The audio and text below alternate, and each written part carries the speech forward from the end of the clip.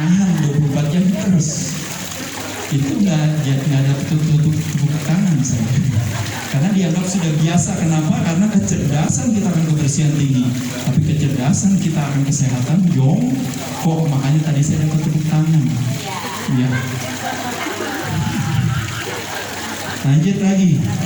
Apa permasalahan daripada orang tua? Osteo, permasalahan tulang, disebabkan karena permasalahan otot sarkopenia, akhirnya menyebabkan permasalahan lemak. Paham ya Bapak Ibu sekalian? Makanya ibu-ibu semakin tua, bapak-bapak semakin tua harus rajin latihan beban. Karena dengan terjadinya ini, makanya kita bisa mengatasi permasalahan ibu-ibu orang tua. Permasalahannya adalah apa? Bone fracture. Permasalahan apa? Tulangnya rapuh, akhirnya perlu uang buat operasi. Ntar yang salah dokternya, yang salah BPJS-nya nggak diterima, yang salah operasinya salah. Padahal yang salah sesungguhnya adalah apa? Ketika kita mengesampingkan aktivitas latihan beban, ya. Dan yang lain-lainnya termasuk permasalahan sensitivitas insulin menjadi meningkat. Kenapa? Karena kita nggak butuh insulin. Ketika gula kita beredar di darah, nggak butuh si insulin, otot rajin dilatih, dia tarik gulanya. Blood sucker, blood sugar sucker, otot kita. Rajin latihan otot, kita nggak butuh tambahan insulin, kita nggak butuh metformin, ya. Jadi bisa dilakukan dengan apa? Dengan alat bantu maupun dengan badan sendiri. Ya, kalau di fitness center adalah tempat pusat kebugaran, sumber daya alatnya lengkap banget. Makanya kenapa bapak-bapak, ibu-ibu tinggal pilih yang mana aja. Mas Ade, alat ini bagus gak? Bagus. Ini bagus gak? Bagus. Ini boleh buat cewek? Boleh. Ini buat cowok? Boleh. Buat siapa aja nggak ada masalah. Alat nggak ada yang khusus buat cewek, nggak ada. Ini dumbbell ini buat cewek, nggak ada. Cuma di sini ada alat yang khusus buat cewek, dumbbell warna merah itu buat cewek, ya. Saya belum lihat ada cowok yang pakai dumbbell warna merah, ya. Cuma tadi saya jadi pakai dumbbell warna merah gara-gara syuting sama Trans 7, ya. Tadi jadi pakai dumbbell warna merah, ya. Oke, lanjut lagi. Nah, ini salah satu aktivitas yang bisa dilakukan di rumah, yang Bapak Ibu lakukan hanya dengan menggunakan tubuh sendiri. Caranya sederhana, kita mulai lihat, tarik nafas, buang nafas. Tarik nafas, buang nafas, tarik nafas, buang nafas. Tarik nafas, buang nafas, tarik nafas, buang nafas. Itu satu gerakan. Lanjutin lagi mau berapa kali, silakan. Nanti kita bisa bikin, ya, mungkin tanggal 6 Mei kita bikin sama-sama lakuin gerakan 108 kali, ya, bersama-sama. Ya. Setuju? Oh enggak. Dulu di Rai Fitness di TK kita lakuin, tapi kita istirahat per 10 istirahat. Saya yakin teman-teman yang pernah ikut aktivitas yoga, asana pasti rajin lakukan ini, ya. Kalau bisa lakukan 3 kali, 5 kali, 10 kali bagus, ya. Oke, ini program latihan beban di rumah atau di kantor atau apa, bisa dengan menggunakan tubuh sendiri. Atau biasanya kadang-kadang kalau yang paling gampang adalah kelar sholat langsung latihan pakai badan sendiri, ya. Pilih aja mau yang mana, silahkan, ya. Ini salah satu yang paling efektif karena dengan badan sendiri dan habis sholat itu artinya tidak ada alasan untuk kita bilang saya tidak ada waktu. Satu, kedua tidak ada alasan kita bilang saya tidak ada alat. Dua, karena semuanya pakai badan sendiri, ya. Nah, sedangkan kalau program latihan beban di gym, terutama bagi orang-orang yang udah semakin hari udah semakin tua, ya. Bapak-bapak, ibu-ibu, mohon maaf sekali lagi nih, ya, kita semua pasti akan menua, betul ya. Bapak-bapak, ibu tadi udah dengerin saya udah lihat dari mukanya ini semuanya udah lebih tua 1 jam dari tadi sebelumnya, ya. Jadi udah tambah tua, itu yang disebut namanya umur kronologis. Semakin hari semakin tua, tapi ada disebut namanya umur biologis dan umur psikologis, umur yang bisa kita mundurin, yang kita bisa balik. Jadi kelihatannya dia umurnya berapa, tapi dengan umur badannya ternyata lebih muda, atau kebalikannya, kelihatannya dia muda, ternyata umur badannya lebih tua, ya. Nanti teman-teman silakan lihat diri sendiri badannya, kira-kira umur biologisnya lebih muda nggak daripada umur kronologisnya. Kalau umur psikologis apa? Umur cara pandang kita dalam melihat hidup kita, opsi cara pandang yang melemahkan lebih banyak yang kita jadikan kekayaan perbendaharaan di kepala kita. menguatkan hati yang lebih banyak. Nah, kalau yang melemahkan hati lebih banyak, makanya biasanya apa? Biasanya usia psikologisnya menjadi lebih tua, ya, stres, ya, kasihan. Kalau sehari jadi lebih apa? Lanjut lagi teman-teman sekalian, ini adalah program latihan di gym. Fokusnya compound 70%, isolation 30%. Siapa yang tahu compound dan isolation apa? Yaitu adalah apa? Kalau compound melibatkan lebih dari satu otot, lebih dari satu persendian. Isolation hanya melibatkan satu otot dan satu persendian. Kalau squat, leg press, namanya kalau isolation apa? Leg extension, leg curl. Ya, paham ya? Bapak Ibu sekalian ya? Oke. 1-2 kali per minggu per body part, minimal per body part harus dilatih minimal 1 kali. Jadi jangan senangnya saya kaki aja, tangannya nggak pernah dilatih. Senangnya tangan aja, kakinya nggak pernah dilatih.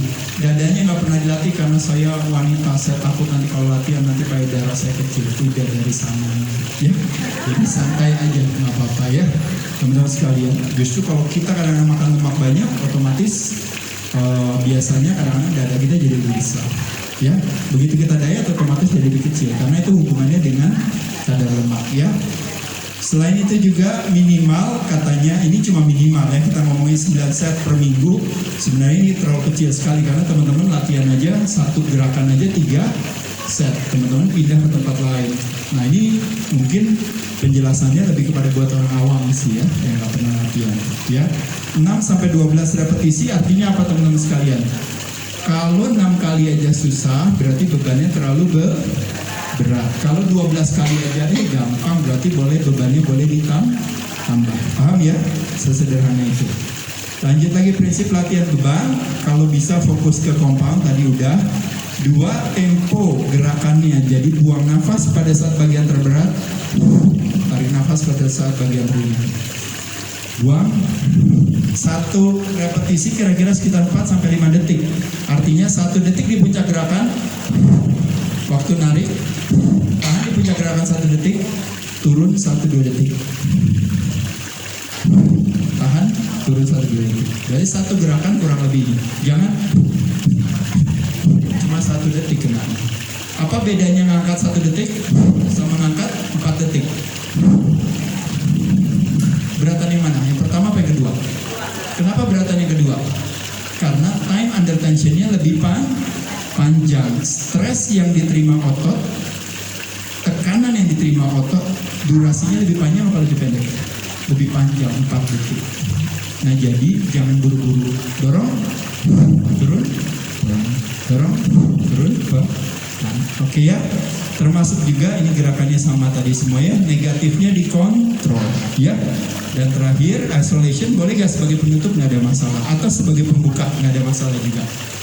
Keuntungan dari punya otot adalah toleransi terhadap gula menjadi lebih meningkat, sensitivitas terhadap insulin. Bapak-bapak ibu sekalian, ini yang menjadi permasalahan daripada resistensi insulin. Usia 20 tahun masuk ke usia 40 tahun, katanya ini kita bicara fungsi ya. Fungsi itu artinya terjadi ketika 1-3% fungsi kita menurun kalau terjadi 1% pengurangan massa otot. Nah, jadi kalau membayangkan 30 tahun, 31, 35, 40 tahun, dari 30 ke 40 berarti 10, dari 30 ke 35 berarti 35, dari 30 ke 60 berarti 30% kehilangan massa otot, berarti setara dengan hampir di atas 75% kehilangan fungsi kalau nggak rajin latihan beban. Makanya harus rajin latihan beban ya. Jadi sekali lagi, ini yang namanya triad sarkopenia, triad osteopenia, triad obesity. Ketika obesity terjadi, sindrom X hadir. Jadi kesimpulan faktanya daripada kita punya otot, kalau kita tidak gunakan, maka kita akan kehilangan. Sama kayak otak, nggak digunakan pasti akan tumpul. Ya, lanjut lagi di sini, rajin latihan beban akan apa? Akan mencegah terjadinya size otot kita berkurang dan juga kekuatan kita berkurang. Makanya ketika sekarang ini orang tua banyak di rumah nggak ngapa-ngapain, kan kita berharap tidak mengalami keterjakitan. Tapi ketika kita melakukan pendiaman terhadap badan kita, nggak gerak, pada saat itulah terjadi yang namanya atrofi. Nah, atrofi itulah terjadinya yang namanya losing strength and size itu, yang akhirnya signalnya menjadi berkurang gara-gara movementnya ikutan kurang. Nah, pada saat itulah akhirnya terjadi apa? Fungsi otak yang menurun. Makanya kebanyakan orang tua kita hari ini kalau nggak seperti Bu Betty dan kawan-kawan rajin ke sini, apa yang terjadi? Mereka sekarang di tahun 2020 masuk ke 2023 pelan-pelan mulai turun, mulai demensia. Betul ya, fisiknya padahal masih kuat, tapi pikirannya udah makin kurang. Ya, karena di rumah biasanya larinya ke apa? Fooding, resistance insulin, smoking, saluran pernafasan, drinking, fatty liver disease, atau medicating yang paling sering, makan obat stres, makan obat tidur, dan sebagainya. Ya. Dan yang terakhir adalah akan meningkatkan kecerdasan tubuh kita. Tadi autofagi dan mitofagi, itu mitokondria kita juga akan jadi lebih bagus kalau kita berpuasa dan latihan beban. Jadi sekali lagi Bapak Ibu sekalian, kita lihat di sini otot dan tulang kita hidup dari digunakan, hilang. Hidupnya dari mana? Signal. Signalnya datang dari mana? Gerakan. Otak dan otot kita perlu signal untuk hidup. Ya, jadi setiap gerakan tidak diciptakan sama. Benar gak? Makanya kenapa jalan kaki itu adalah level kasta gerakan terendah. Paham ya? Lebih baik jalan kaki apa jalannya lebih cepat? Lebih berat gak? Lebih berat, signalnya berarti lebih tinggi. Kalau berlari jadi lebih berat gak? Lebih berat, signalnya lebih tinggi. Kalau berlari sambil dorong mobil lebih berat ya? Lebih berat, berarti signalnya lebih tinggi. Kalau lari sambil dorong mobil di tanjakan, signalnya lebih berat ya? Lebih berat lagi. Dan signalnya menjadi lebih berat lagi ketika lari sambil dorong mobil di tanjakan. Lalu di dalamnya kita suruh anak tarik rem tangan. Ya enggak ya, kalau kita tetap terus dorong, makanya tambah berat lagi ya. Jadi oleh sebab itu yang disebut dengan yang namanya tipe serat 1A, lari doang. Lari sambil dorong mobil 2A, lari sambil dorong mobil di tanjakan kenanya 2B. Ketika rem tangannya mobilnya ditarik dan kita tetap terus dorong kenanya 2X. Ini analogi. Jadi jangan pulang ke sini tiba-tiba lagi pada dorong mobil, ya. Ini cuma analogi aja. Maksudnya apa? Maksudnya yang gampang. Ibu boleh berdiri, Bu? Boleh berdiri? Boleh duduk, boleh duduk. Oh, ibu di sini, duduk lagi di sini. Duduk di sini. Ya, cuma suruh duduk dan berdiri. Oke, duduk. Ya, berdiri lagi, Bu. Duduk lagi. Ya, berdiri lagi, Bu. Duduk lagi. Berdiri lagi, Bu. Duduk lagi. Nah, apa yang dilakukan oleh ibu yaitu adalah namanya squat, latihan perancangan otot kaki kita. Yang kena muscle fibernya tipe berapa? 2A. Mau gak saya kena yang tipe 2B nya? Caranya gimana?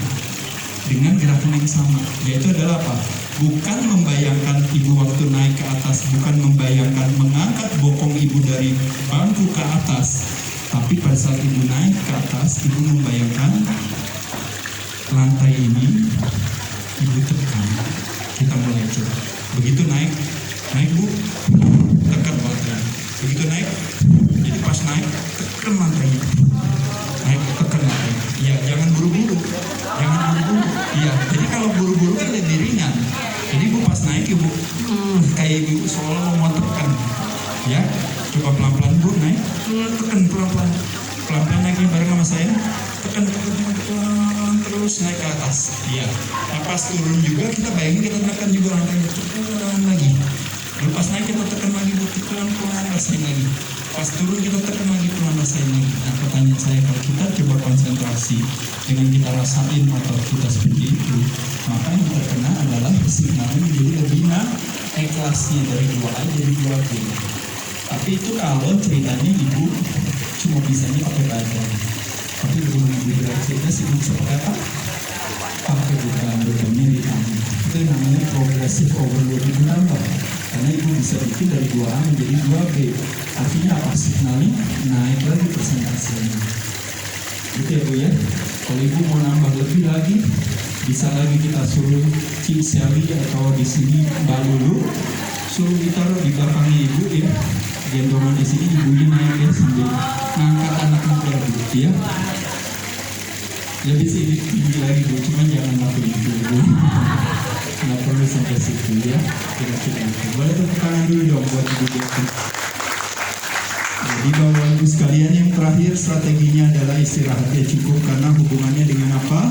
Bapak Ibu, hubungannya dengan kalau malam, balik lagi, makanya kenapa butuh jadwal, durasi, lokasi, situasi yang bersih, yang gelap dan sebagainya. Termasuk juga kita tidak terpapar dengan namanya toxicity secara energetik. Yang paling sering yang membahayakan kadang-kadang handphone dimatiin pada saat tidur. Maka kita bisa merilis si melatonin dan kortisol. Dia ibarat seperti yang namanya ayunan itu ya. Jadi kortisolnya naik, melatoninnya turun, kita bisa tidur. Kortisolnya turun, melatoninnya naik, kita bisa tidur. Ya, betul juga. Tergantung sih, kadang-kadang orang TV malah dijadikan sebagai nonton, habis itu dia ketiduran, kecapean. Cuma mungkin biasanya kayak gitu jadi nggak sehat sebenarnya ya. Baik, dan terakhir ini mindsetnya Bapak Ibu sekalian. Ini sekali lagi, semakin usia kita semakin meningkat, Bu, Bapak-bapak sekalian, berarti geraknya harus semakin lebih banyak. Kedua, latihan bebannya harus ditingkatkan. Jangan takut sama proteinnya ditambah, edukasinya ditambah, supaya terjadi apa? Supaya terjadi pemahaman. Dengan kita pola hidupnya sehat, berarti ketergantungan terhadap obat, terhadap banyak hal menjadi lebih berkurang. Semakin tua, kita bersyukur tinggal di Jawa Barat, kita dekat dengan alam. Alam adalah ekstensi kepanjangan kita, kita adalah produk daripada alam. Dan terakhir adalah, yaitu adalah salah satu warisan budaya Indonesia yang juga warisan tersebut ternyata kita rasakan pada saat di musim infeksi kemarin, yaitu adalah sebuah keikhlasan bahwa panjang umur bukan karena badannya paling kuat, tapi orang yang panjang umur karena orang yang paling bijaksana terhadap dirinya. Nah, kebijaksanaan di Indonesia kadang-kadang disebut yang namanya memiliki sebuah keikhlasan. Ketika kita tidak ikhlas dan ketika kita ikhlas, maka perasaannya berbeda. Yang satu perlawanan hati mengarahkan kita pada sakit, yang satu pertemanan hati mengarahkan kita pada sehat. Ketika kita tidak ikhlas terhadap ketidakpastian akan masa depan, maka yang terjadi adalah ketakutan. Tapi ketika kita ikhlas, apa yang terjadi teman-teman? Yang terjadi adalah petualangan. Di sini feelingnya dekat dengan pertemanan hati, di sini feelingnya dekat dengan perlawanan hati. Ketika kita tidak ikhlas terhadap orang yang sengaja atau tidak sengaja menyakiti hati kita, maka yang terjadi adalah kebencian. Tapi ketika kita ikhlas, yang terjadi adalah pemaafan. Definisi kebencian adalah apa, Bu? Ibarat minum racun tikus, biar mampus loh. Gitu. Jadi ibarat minum racun tikus, kita minum, habis kita biar mampus loh. Berharap yang mati orang lain. Tapi yang mati siapa, Bu? Karena kita yang minum racun tikusnya. Jadi jangan memendam rasa benci soal gitu ya. Kalau kena, udah cuekin aja lah. Kalau teman-teman di sini ngapain? Refresh aja gitu ya. Gitu ya, teman-teman ya. Ketika kita tidak ikhlas terhadap orang yang berbuat lebih baik dari kita akhirnya apa? Iri, bahasa Inggrisnya jealousy. Tapi ketika kita ikhlas, apa yang terjadi? Motivasi, jadi semangat, jadi sehat. Dan terakhir, nah ini yang terjadi di Indonesia semua ya. Ketika kita tidak punya keikhlasan terhadap perbedaan, maka yang terjadi diskriminasi. Tapi ketika kita ikhlas terhadap sebuah perbedaan, maka yang terjadi adalah toleransi. Dengan kita punya sebuah keikhlasan, kita berharap mudah-mudahan kita didekatkan dengan pertemanan hati, akhirnya sehat menjadi sebuah konsekuensi. Terima kasih. Cukup ya, udah buka atau belum? Oh belum. Masih ada sesi tanya jawab. Oh iya, baik. Kalau gitu sama Tommy di sini. Siapa yang tanya? Ada istilah mengatakan malu bertanya sesak di celana. Ya. Dibuka satu-satu dulu aja dong saya. Boleh. Siapa dulu, Boy? Silakan Ibu.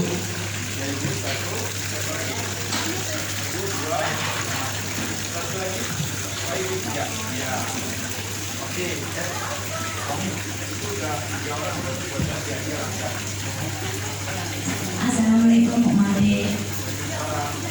Ini yang saya tanyakan, tadi kan Pak Yang saya tanyakan ini, kan kita udah puasa sehari dulu itu haus.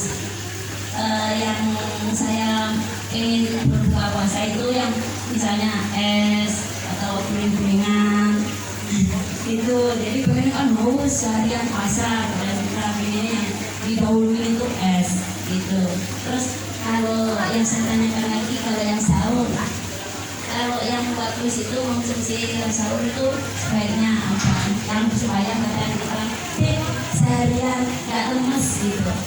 Terima kasih. Kita aja mau pembahasannya.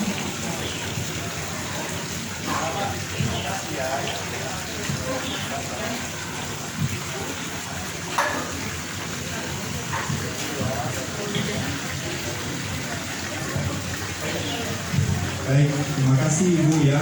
Jadi tadi kalau ditanya benar loh, pas buka kan kepengen ya otomatis, sebenarnya salah bukan ininya. Boleh ya saya minum air dingin kan berarti nggak masalah. Cuma masalah adalah kita memasukkan gula di air dingin atau sirupnya. Nah pertanyaannya adalah loh bukan nggak boleh kan, gula darah kita kan drop masa deh. Bukan kasih boleh dong masuk gula, nggak salah juga, boleh juga. Cuma konsekuensinya cuma satu, ketika kita memulai buka dengan yang manis-manis, konsekuensinya satu yaitu adalah apa? Siapa tahu teman-teman sekalian? Betul sekali. Itu disebut namanya roller coaster energi. Yaitu begitu kita makan dimulai dengan gula, berarti gula darah kita naik gak? Naik ke atas. Begitu gula naik ke atas, berarti siapa kita mengundang siapa? Insulin untuk ngapain? Turunin. Begitu turun berarti kita lapar lagi, makan lagi. Diturunin lagi. Lapar lagi. Turunin lagi, apa lagi? Itu yang menjadi tantangan. Makanya kenapa orang bilang begitu saya buka tiba-tiba saya nggak bisa berhenti untuk tidak makan, karena kita mulainya dengan gula. Nah jadi gimana siasatnya? Boleh nggak tetap makan gulanya? Boleh Ibu, tapi Ibu siasatin. Yaitu adalah dengan cara apa? Kita tahan laju gula supaya tidak terjadi insulin spike. Dengan cara apa? Gulanya bukan di depan, tapi gulanya di belakang. Kita makan lauknya dulu. Itu kan ada ayam kan, ada lalapannya kan, ya. Ibu jualannya apa Bu? Ayam apa? Ayam kalasan. Boleh tepuk tangan dulu dong ya. Ibu jualan ayam kalasan, tapi jualannya di Cideng ya Bu ya, bukan di Bandung. Nanti kalau ke Jakarta teman-teman, dia boleh mampir ya ke situ ya. Nah jadi makanya si ayamnya dulu sama si apanya, si lalapnya. Habis itu nanti masukin nasi, nanti makan minum yang misalnya mau manis nggak apa-apa.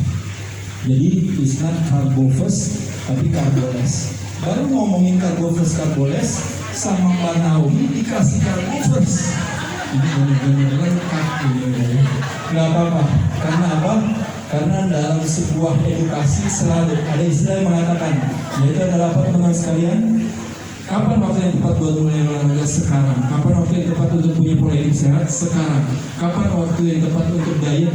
Besok. Ya, besok. Jadi karena apa? Karena makanan sudah disediakan. Ya. Jadi apa boleh buat? Sekarang hari ini silahkan buka dengan yang manis-manis. Ya. Itu namanya takjil kalau zaman sekarang ya. Gitu. Nanti kita lakuin mulai strateginya mulai besok ya Mbak ya. Ya besok ya. Apa-apa ya. Iya. Jadi kurang lebih itu ya Bu ya. Jadi karbonya di belakang ya. Lalu kalau sahur, salah satu yang paling mudah, paling gampang yang saya jadikan proposal buat teman-teman. Sahur paling gampang untuk membuat supaya makanan terakhir kita kan misalnya jam 9 jam 10 kan berarti kan kalau sahur kan kita berarti kan buka puasa dong lagi di sana. Berarti kita baru mulai puasa, baru mulai dari sahur kan. Tapi kalau kita masukin cuma lemak dan protein, kita nggak masukin karbo, kita untuk bisa kembali ke aktivasi badan bakar lemak sebagai sumber tenaga jadi lebih cepat. Jadi oleh sebab itu proposal saya adalah apa sahurnya pakai telur. Ada kuning, ada putih yang jangan dimakan apa itu? Kulitnya. Ya, ya paham ya Bu ya. Oke, sip. Oke. Telurnya sesuai Mbak aja. Mbaknya mau berapa? Telur bisa dengan telur rebus lebih serat pasti. Dengan telur setengah matang lebih gampang makannya. Putih dan kuningnya kalau dimasukin dimakan, karena putih dan kuningnya secara protein dan lemak menyatu jadi satu, konversinya lebih bagus di badan kita.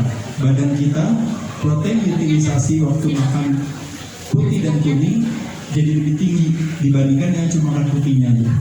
Ya. Oke Ibu, baik. Lanjut lagi tadi pertanyaan selanjutnya. Iya. Pertama, terima kasih Mas Andi. Iya, terima kasih. Penjelasannya sangat keren. Iya, makasih. Kemudian juga terima kasih dengan adanya program ini. Iya. Saya juga terima kasih. Iya, boleh tepuk tangan dulu dong untuk Ibu luar biasa. Ini pertanyaannya adalah yang menurut saya membutuhkan penjelasannya. Saya kalau pribadi, Iya. saya kalau yang muda saya kecil. Kejam betul. Iya. Yang bebannya kecil. Iya. Saya merasa nggak bisa kerja. Betul. Betul. Mana yang lebih baik? Dua-duanya nggak masalah. Jadi intensitas ditentukan oleh apa, Bapak Ibu sekalian? Satu ditentukan oleh speed, berarti kecepatan. Dua, intensitas ditentukan oleh apa? Intensitas ditentukan oleh beban, berarti tingkat kesulitannya. Nah, kalau gerakannya kecil atau gerakannya lebih besar pasti lebih berat. Tadi elevasinya lurus sama elevasi yang lebih tinggi lebih berat. Bebannya yang ringan tadi sama bebannya yang berat menjadi lebih berat. Itu namanya amplitude. Itu artinya dari kecil ke bayang gitu. Berarti juga atau juga bisa intensitas juga ditentukan oleh beban. Dalam hal ini yaitu kalau latihan beban, tingkatan bebannya, load beban. Ya, nah, bagus. Dan nanti justru strateginya tepat. Karena ingat sekali Bapak Ibu sekalian, badan mitokondria kita akan menggunakan makanan dimasuki ke dapur sel untuk menjadikan energi, dipecah menjadi energi, membutuhkan satu persyaratan. Syaratnya adalah apa? Oksigen. Jadi kalau ibu terlalu cepat sehingga ngos-ngos tidak akan makan otot. Tapi kalau ibu pelan, jalannya santai, ibu akan keren seperti ya, makasih. Jadi jangan sampai terlalu ngos-ngosan ya. Jadi ada pertanyaan selanjutnya dari Ayah.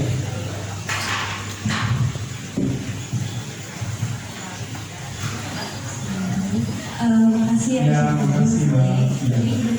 Mas, aku tuh punya penyakit kolesterol dari muda. Sekarang berkelas dia. Aku belum pernah kolesterol itu di bawah 200. Jadi paling rendah itu 211, sempat 300. Jadi Mas, apa yang efektif untuk menurunkan? Sementara ini aku minum obat kolesterol. Jadi apa yang efektif untuk menurunkan supaya saya bisa lepas dari obat juga gitu Mas? Baik secara makan maupun olahraga. Selama ini olahraga kayaknya yang membutuhkan gitu masih gitu Mas. Terima kasih Mas. Ya, makasih. Ibu pernah nonton YouTube sering? Sering ya? Ibu pernah nggak punya keywordnya adalah dunia diabetes kolesterol? Pernah diklik ya? Nanti diklik ya. Nah, ya, dunia diabetes kolesterol ya. Itu salah satu yang saya mau bahas di sana gitu. Sehingga nanti itu penjelasannya adalah setengah jam saya di situ mau bahas soal kolesterol. Nanti boleh cek di sana ya. Tapi balik lagi kayak saya bilang tadi, kalau ibu bilang saya genetik punya permasalahan kolesterol tinggi. Jadi di kepala saya tingginya saya pikir ibu berapa? Itu mau ngomong 400 atau ngomong 500. Ternyata ibu ngomongnya cuma 200. Nah sekarang siapa yang bilang bahwa kolesterol 200 itu tinggi? Paham nggak? Yang bilang itu adalah science based on consensus. It's not science based on method. Nah maksud saya, boleh tahu nggak HDL-nya ibu kan? HDL-nya berapa? Nggak mungkin 120 kan tadi kan intinya 211 kan, berarti HDL-nya nanti dicek ya. Dari tahu rumusnya saya cuma bilang selama HDL-nya itu sepertiga dari total kolesterolnya, berarti sebenarnya ada masalah ya. Jadi nanti dicek aja di sana ya. Makanya kenapa ada orang yang bilang, Mas Ade, saya kolesterolnya 280 tapi HDL saya 90. Dan itu tidak masalah. Cuma masalahnya menjadi besar ketika sekarang ini terjadi sebuah konsensus bahwa kalau di atas 200 berarti dianggap kolesterolnya tinggi. Gitu. Padahal kolesterol adalah sesuatu yang normal. Permasalahannya bukan di kolesterol, permasalahannya di inflamasi. Jadi apa yang kita perbuat sehingga kolesterol saya jadi tinggi? Kalau saya mau mengambil kira-kira akar permasalahan daripada kok saya dibilang tinggi kolesterolnya. Oh iya, ternyata saya masih makan ciki tiap malam sebelum tidur. Misalnya gitu ya. Atau misalnya ternyata saya menghobi jajan-jajanan yang relate dengan apa? Highly processed food, which is highly processed karbo dan highly processed fats. Biasanya minyak goreng, misalnya margarin, atau misalnya mungkin berbagai makanan-makanan lain yang menyebabkan terjadinya peradangan di tubuh saya. Ya, jadi kalau menurut saya 211 sih sama sekali nggak apa-apa. Ya, mau 250 juga nggak apa-apa. Ya, iya, nanti itu ya balik lagi ya, nanti kalau saya ngomongin soal medis, saya tidak dalam kapasitas, nanti salah ya, tapi saya cuma bilang secara umum aja, ibu mesti lihat, karena kebutuhan obat itu adalah kebutuhan nutrisi. Jadi kalau kita merasa memang perlu itu ya boleh kita makan. Tapi tujuan obat kita konsumsikan apa? Meditasi, memberikan kesempatan kepada kita waktu kita mengkonsumsi obat, saatnya saya untuk apa? Merubah perilaku saya yang salah. Tapi ketika saya tergantung sama obat, bukan hal yang bijaksana. Dan menurut saya ibu tergantung saya pun drugs bukan yang lebih baik. Apalagi cuma 200. Makanya saya bilang kalau ibu makan statin drugs tapi ibu kolesterol 400, itu nanti bisa terjadi bisa ibu masuk di dalam 1% daripada 100% permasalahan genetik defect itu bisa. Tapi kalau ibu cuma 200, menurut saya kenapa harus makan obat setelah sembuh ya. Masih ada lagi teman-teman? Biasanya kalau buka harus tahu ya. Dikasih tahu ya biar teman-teman jadi tahu ya. Oke, lanjut lagi. Ya, assalamualaikum. Ya, nama kedua ya sana. Aku kebetulan dari Tangerang. Oh iya. Kebetulan dari institut yang Ya, ini kasih mewakili dari jauh-jauh. member. Ya. Dia dari bantuan kemudian marketing gitu. Sedangkan kita kalau dari di aku kan makanan kita seleksi. Iya. Ya. Nah, tapi itu kita Cewek cowok. cewek. Saya aja. Tapi dia bilangnya apa? Dan katanya apa sih? Iya. Buat aku nih. Dari mana? Ya, Oh, apa sih yang hebat dari Adera itu? Apa sih yang hebat? Jadi maksud saya sebagai seorang warga negara Indonesia yang tentunya kebanggaan bagi kita semua. Tapi secara sederhana untuk milenial yang hebatnya itu apa? Bisa bikin kata-kata sedikit? Yang hebat Ya, dari seorang Adera. yang hebat dari